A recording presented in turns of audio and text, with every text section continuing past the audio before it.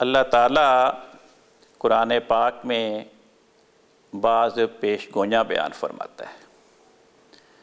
اللہ تعالیٰ فرماتا ہے لا یزالون مختلفین،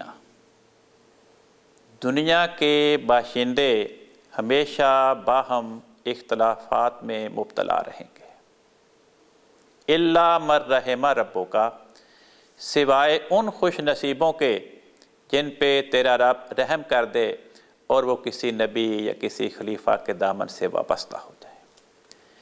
ایک مقام پہ فرمایا فَأَغْرَيْنَا بَيْنَهُمُ الْعَدَاوَةَ وَالْبَغْضَاءَ إِلَى يَوْمِ الْقِيَامَةِ، ایک جگہ پہ فرمایا أَلْقَيْنَا بَيْنَهُمُ الْعَدَاوَةَ وَالْبَغْضَاءَ إِلَى يَوْمِ الْقِيَامَةِ، کہ ہم نے قیامت کے دن تک یہودیوں اور عیسائیوں کے درمیان باہم بغض اور دشمنی پیدا کر دی ہے۔ ان آیات پہ غور فرمائیں۔ بلکہ سورۃ المائدہ میں اللہ تعالیٰ فرماتا ہے وَلَا يَزِيدَنَّ كَثِيرًا مِّنْهُمْ طُغْيَانًا وَكُفْرًا، کہ قرآن کریم کی تعلیم یہ یہودیوں اور عیسائیوں اور اسلام کے دشمنوں میں سے بہت سے افراد کو ہمیشہ سرکشی میں بڑھاتی چلی جائے گی۔ یہ آیات بتاتی ہیں کہ الی یوم القیامت، قیامت کے دن تک ایسا زمانہ نہیں آئے گا کہ دنیا میں اس طرح پر ظاہری امن پیدا ہو جائے کہ کوئی کسی کے ساتھ جھگڑا نہ کرے، کیونکہ جب قیامت کے دن تک یہودی اور عیسائیوں کے درمیان دشمنی ہوگی تو امن کہاں ہوا؟ جب ان کے درمیان بغض ہوگا تو امن تو نہیں رہا۔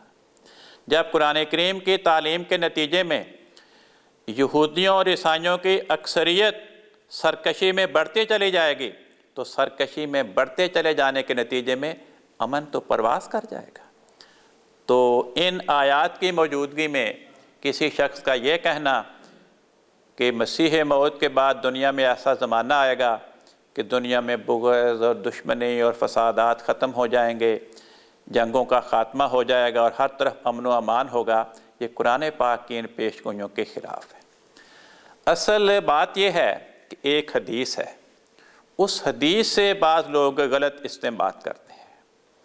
حدیث کے الفاظ یہ ہیں کہ حضرت رسول پاک صلی اللہ علیہ وسلم فرماتے ہیں جب مسیح موعود آئے گا، مہدی موعود دنیا میں تشریف لائے گا تو یملا الارض عدلا و قسطا کما ملئت جورا و ظلما، جس طرح زمین ظلم و جور سے بھر جائے گی اسی طرح مہدی موعود زمین کو عدل و انصاف سے بھرے گا۔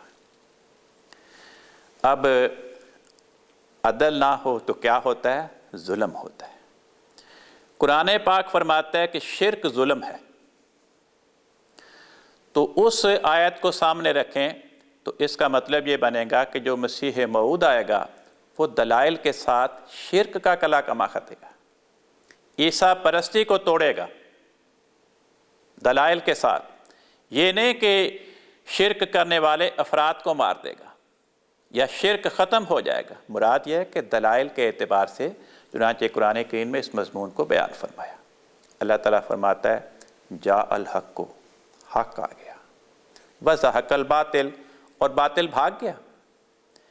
کس اعتبار سے بھاگا؟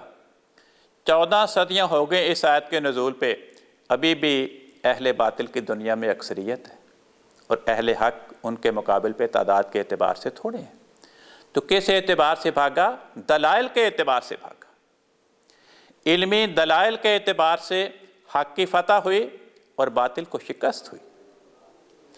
تو یہی مقصود ہے کہ جب مسیح موعود آئے گا تو وہ دلائل کے اعتبار سے شرک کو ختم کر دے گا، دلائل کے اعتبار سے انہیں ہلاک کرے گا۔ بخاری شریف کی حدیث ہے، حضرت رسول پاک صلی اللہ علیہ وسلم فرماتے ہیں لی خمسۃ اسماء، میرے 5 صفاتی نام ہیں۔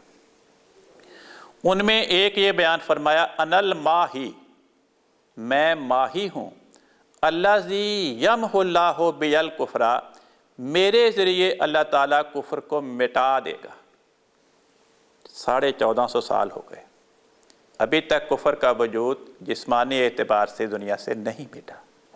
اور جو میں نے آیات پڑھی وہ بتاتی ہیں کہ قیامت تک کفر کا وجود نہیں مٹے گا، یہودی بھی رہیں گے، عیسائی بھی رہیں گے، ان کی باہم دشمنی بھی رہیں گے، اور دنیا میں اختلاف کرنے والے بھی رہیں گے۔ تو کس طرح اللہ تعالیٰ نے آپ کے ذریعے کفر کو مٹایا؟ دلائل کے اعتبار سے۔